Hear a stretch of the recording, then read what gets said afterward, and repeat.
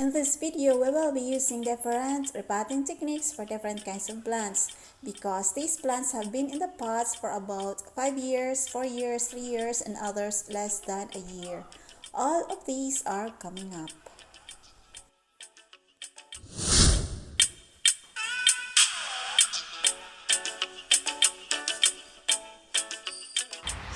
Hi mga ka-garden! Magandang araw sa ating lahat. Ito po si Nesel and welcome po sa isa na namang kaalaman dito po sa Soul and Garden. Today ay magre-repot po tayo ng mga plants and ito po silang lahat ang aking ere-repot. Dahil lumalaki na po sila and yung mga roots po nila ay lumalabas na po doon sa drainage hole ng ating mga pots and kailangan na po talaga nila ng bigger pot.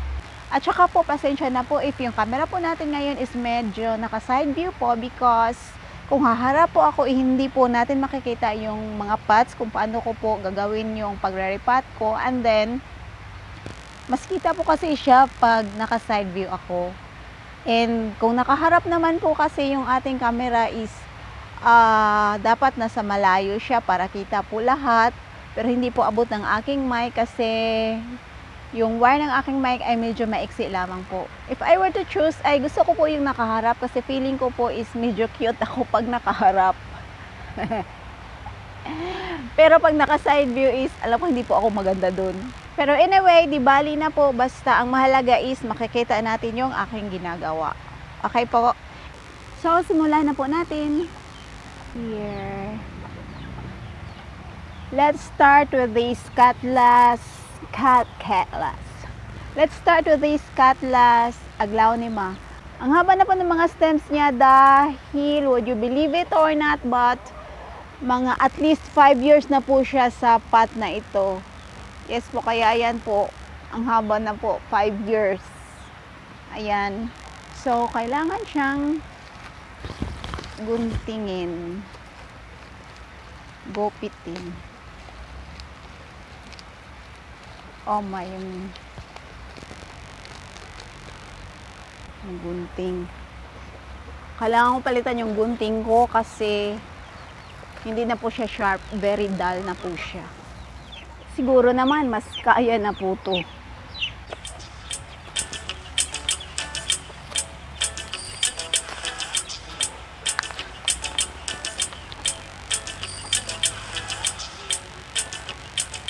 This is one reason kung bakit tayo magre-repot ng halaman pag talagang siksika na yung mga roots doon sa pot.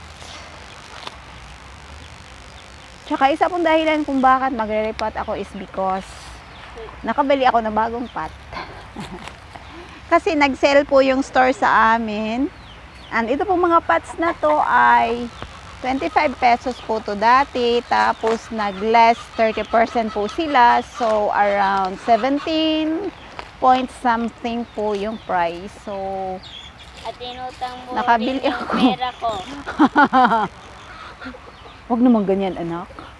Malalaman nila, anak. Please lang. Eh, how are to ni mo? I don't know.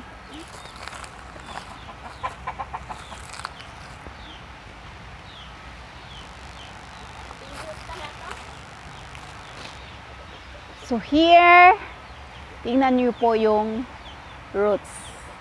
5 years na mga roots. Kaya ganyan. Ito lang po maganda kay cutlass kasi ano to eh, survivor talaga to siya. Kahit hindi mo ire-repot, hindi siya mamamatay. Hindi tulad ng ibang plants na pag siksika na yung mga roots nila ay mamamatay na sila. And then this po, hindi po niya to root. Meron po kasi tumubo dito na ito ibang plant, pinutol ko po. Ito po siya. Meron pong tumubo kaya root niya to. So I need to ano naman siguro this one. Saan na ba yun? I need to tanggal all this para matanggal po yung plant na sumama dito. Paano kaya to? Siksik liglig. So here, gugupitin natin yung ibang roots. Okay lang po to na gupitin yung ibang roots dahil okay lang po kay cutlass.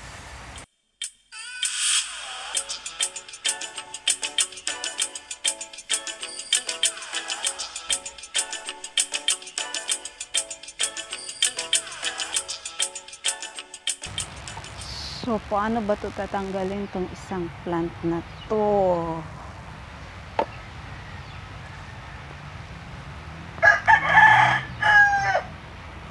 Yes! Ayan. Natanggal na po siya. Very good. Tanggalin tong mga roots na nasa labas. Tanggalin natin yung mga roots na outside of the root ball. Para mag-grow po siya ng mga bagong roots. Pero of course, we don't have to do this in all types of plants dahil iba-iba po yung reaction ng mga plants when it comes to their roots. May ibang plants na ayaw nilang pinapakialaman yung root nila. Dati nag-repot po ako ng ground orchid. Hanggang ngayon hindi pa po siya namumulaklak. Dahil pinapakialaman ko po yung root niya, ayaw pala niya ng ganun. Kaya ayun, kailangan ko na naman siyang repot ulit. So ito pong pot natin na meron na po siyang soil. Dapat lagyan po muna ng soil dito para pagkalagay dito ay meron na pong soil para kay roots. Ayan. Kaya mas marami lang yung aking soil. We have to bawas konti. So we have to add soil.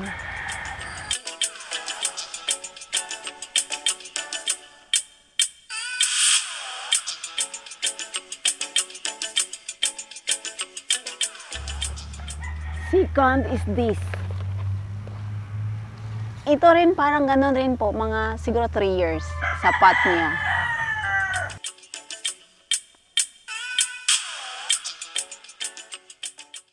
Parang dumikit na po siya masyado dito. I think I need to gupit this na lang.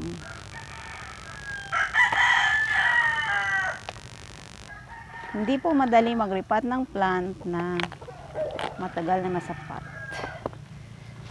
Ayan.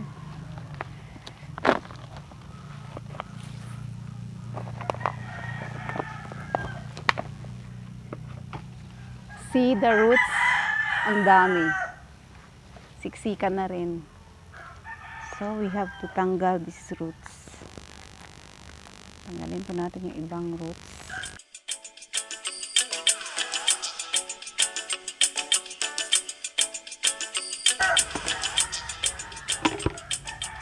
Okay naman po tatanggalin ang mga roots nito dahil rhizome po ito siya eh. Ayan po. Oh. Rhizome siya. So, kahit tatanggalin natin yung mga roots ay okay pa rin siya. So, let's tanggal this soil na lang po.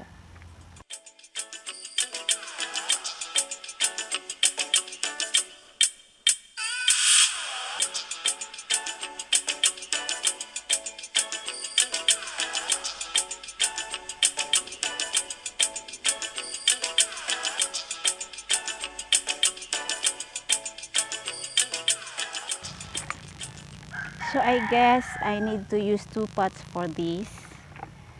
Kasi marami siya eh. So, kung sa iisang pot to lahat, magsisiksikan po sila. So, 2 pots na lang po gagamitin ko para dito.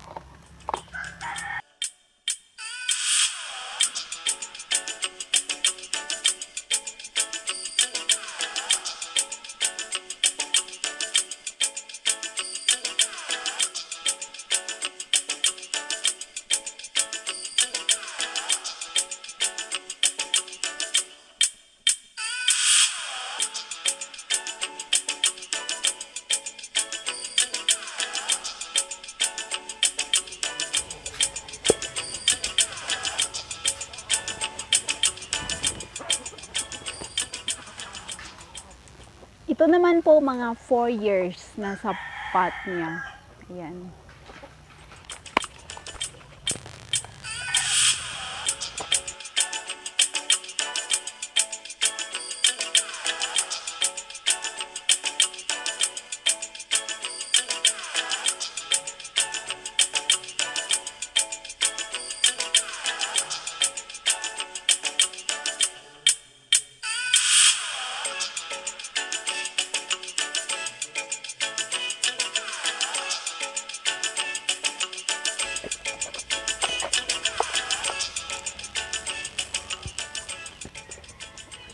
Kaya ko ba ito abutin? Kaya pala.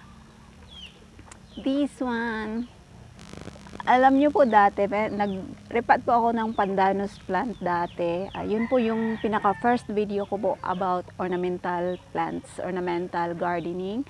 And then, ang hirap po kasi palabasin ng halaman dito because of this. Meron po siyang bukol. So, ang hirap ipalabas yung mga roots and saka yung soil. So, ang ginawa ko kay pandanus ay ginaganon ko siya and then hinihila-hila ko rin po yung plant. Kawawa nga po. Kaya po, ang dami po nag-comment noon na ang dami po na-stress. Kaya pasensya na po. Pero ang ganda na po ni pandanus ngayon. Ito po I am hoping na hindi ko kailangan hilahin to. I'm hoping na lalabas siya. Pero kasi naman po, yung soil po kasi yung sa pandanus noon is clay tapos basa po siya. Ayan. Kaya ganun po, dumikit po sa bottle yung soil niya dati. So this one, I hope hindi ako mahihirapan. Please. Lumabas ka. Ay, thank you God. Lumabas siya. Hindi ko na po pakikialaman ang root nito dahil medyo sensitive po ang plant na to. Kaya ayaw ko pong mag-cut ng root niya. Dahil sensitive po to.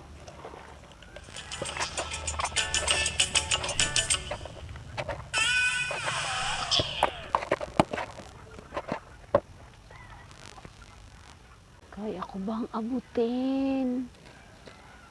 Kaya pala. This, isang dahon lang.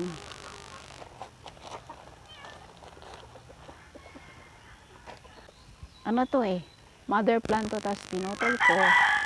Yung tumubo, ay isa pa lang.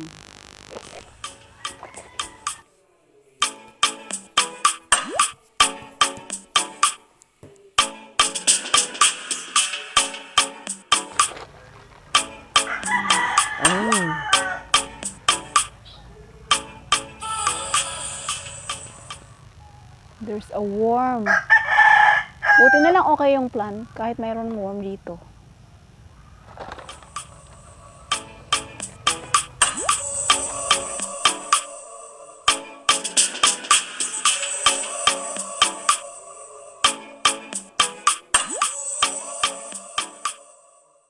Ito, bagong tanim ko po, mga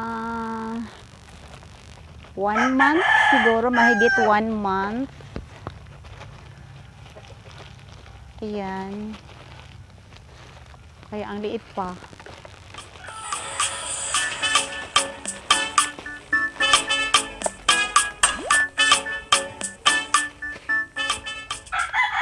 Pero lumalabas na po pala yung root niya. Dito po. Oh, hindi kita. Okay. Tigas pala ng soil nito.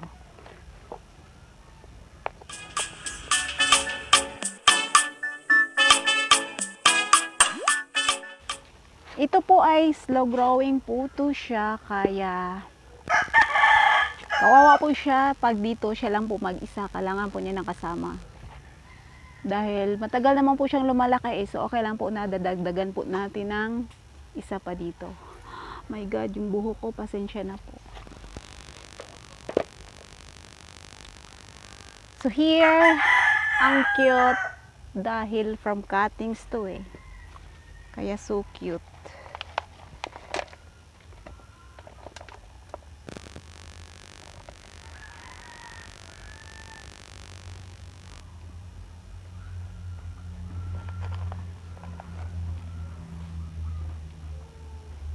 Ito po yung kinat lang po to. Tingnan niyo po. Kita ba? Hindi kita. Ayan. Ayan yung stem. So, super cute.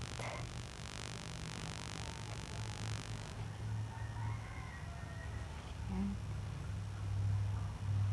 Saka, isasama ko na rin po itong isa. Super cute din. Stem cutting din po to. So,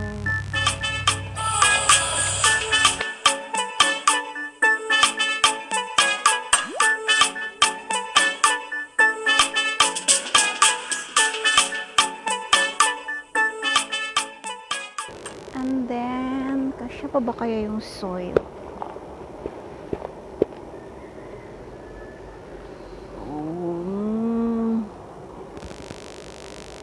Ito. So cute.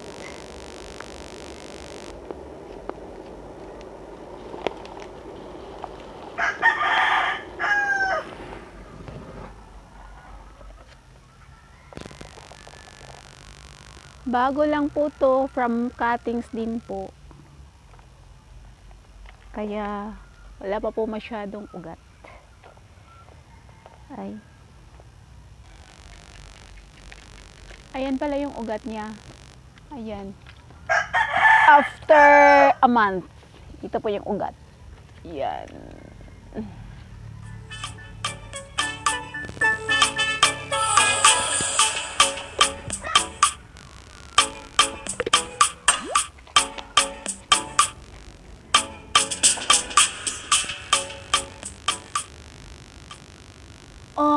Okay. Okay, that's it. Tapos na po. Ililipat ko lang po to sila sa shady area kasi stress pa po sila. So, hindi pa po sila pwede sa direct sunlight. Ito na po lahat ng ating plants.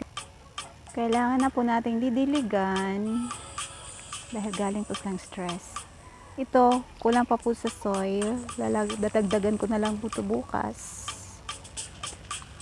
Yan.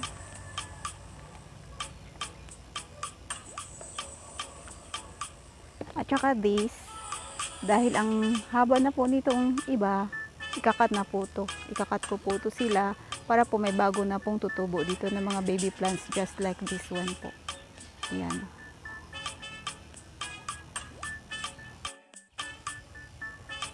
Ito po si Song of India. Napaka-sensitive po nito.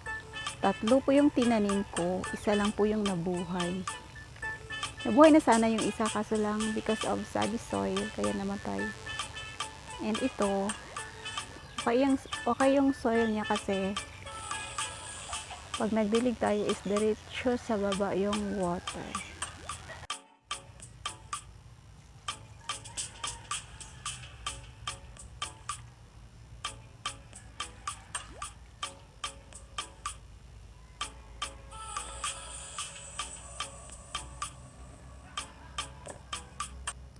So yun po, I hope ay nadagdagan na naman po yung kaalaman ninyo today. And also, kung hindi pa po kayo nakapag-subscribe, ay mag-subscribe na po kayo para updated po kayo sa ating mga gardening tips and hacks. And also, hit the notification bell so that we can inform you when new videos are up. Thank you for watching, and also if you have comments, mag-comments na lang po kayo down below. Thank you po for watching. Happy gardening! Bye!